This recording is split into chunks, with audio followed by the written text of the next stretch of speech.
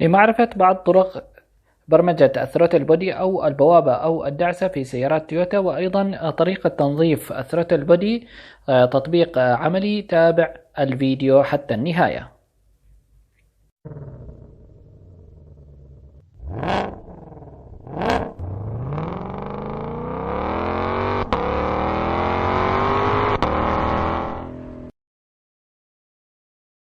السلام عليكم ورحمة الله وبركاته. أخواني الكرام، في بداية الأمر حاب أشكر كل من اشترك في القناة، وإذا أعجبك الفيديو لا تنسى الضغط على زر لايك. أخواني الكرام، اليوم حاب أتكلم عن بعض الطرق الخاصة بإعادة برمجة الثروتل بودي أو البوابة أو الدعسة في سيارات تويوتا. تحتاج إلى إعادة برمجة الثروتل بودي في بعض الأحيان في بعض أنواع سيارات تويوتا بعد تنظيف الثروتل أو بعد فصل البطارية. بالنسبة للطرق التي سأتحدث عنها لا تحتاج إلى جهاز الفحص، للأسف لن أقوم بتطبيقها عمليا، ولكن إن شاء الله سيكون الشرح واضح. بالإضافة أني سأترك لكم جزء من فيديو سابق قمنا باستعراض طريقة تنظيف الثروتل بودي، تطبيق عملي. سأترك جزء من الفيديو السابق في نهاية هذا الفيديو. متى تعرف أن سيارتك تحتاج إلى إعادة برمجة الثروتل بودي أو البوابة أو الدعسة؟ إذا لاحظت انخفاض مؤشر RPM أو تذبذبه أو ارتفاعه أكثر من اللازم، أو لاحظت ضعف في تبريد المحرك أثناء الوقوف بسبب انخفاض مؤشر RPM أو انطفاء المحرك أيضا عند الوقوف. سأتحدث عن طريقتين، وكلتا الطريقتين لا تحتاج إلى جهاز الفحص. في الغالب الطريقة الأولى ستكون أكثر فعالية، ولكن في حالة عدم نجاحها بإمكانك اللجوء إلى الطريقة الثانية. وأيضا بالنسبة للسيارات المزودة بناقل حركة يدوي تنطبق معها الطريقة الثانية. الطريقة الأولى كالتالي: إذا كانت سيارتك تعمل بنظام زر التشغيل، قم بالضغط على زر التشغيل ضغطتين دون الضغط على دواسة الفرامل حتى لا يعمل المحرك. وإذا كانت السيارة تعمل بالمفتاح التقليدي، قم بفتح السويتش إلى المرحلة الثانية دون تشغيل المحرك. انتظر لعدة ثواني من ثم قم بإطفاء السويتش أوف بالضغط على زر التشغيل ضغطة واحدة أو إرجاع المفتاح. من ثم انتظر لعدة ثواني ومن ثم قم بتشغيل المحرك. لا تقم بتشغيل أي جهاز في السيارة كالمكيف أو الشاشة أو رفع أو خفض النوافذ أو الإضاءة.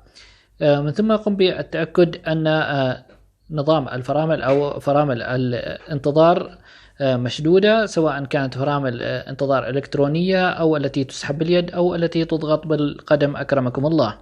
من ثم قم بالوضع الجير على الوضع دي، وقم برفع رجلك عن الفرامل. تأكد أن فرامل الانتظار ما زالت مشدودة.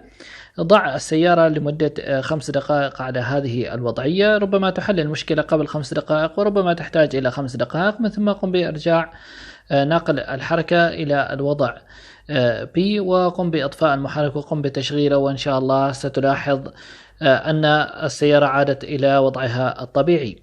بالنسبة للطريقة الثانية أيضا سهلة وستكون مناسبة بشكل أكبر لبعض السيارات المزودة بناقل حركة يدوي، وفي حالة أيضا عدم نجاح الطريقة الأولى. الطريقة الثانية كالتالي: إذا كانت سيارتك تعمل بنظام زر التشغيل، قم بالضغط على زر التشغيل ضغطتين دون الضغط على دواسة الفرامل حتى لا يعمل المحرك.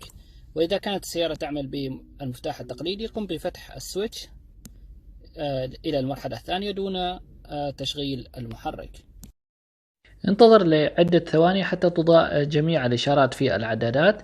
من ثم قم بالضغط على دواسة البنزين ببطء حتى النهاية. تقريبا الضغط يستغرق 2 إلى 3 ثواني. ومن ثم قم برفع رجلك عن دواسة البنزين ببطء أيضا. كرر العملية مرة أخرى. قم بالضغط على دواسة البنزين حتى النهاية ببطء، ومن ثم قم برفع رجلك ببطء أيضا عن دواسة البنزين. كرر العملية للمرة الثالثة. قم بالضغط على دواسة البنزين ببطء وقم برفع رجلك عن دواسة البنزين ببطء. ثم قم بإطفاء السويتش، وقم بعد ذلك بالانتظار لعدة ثواني وقم بتشغيل المحرك.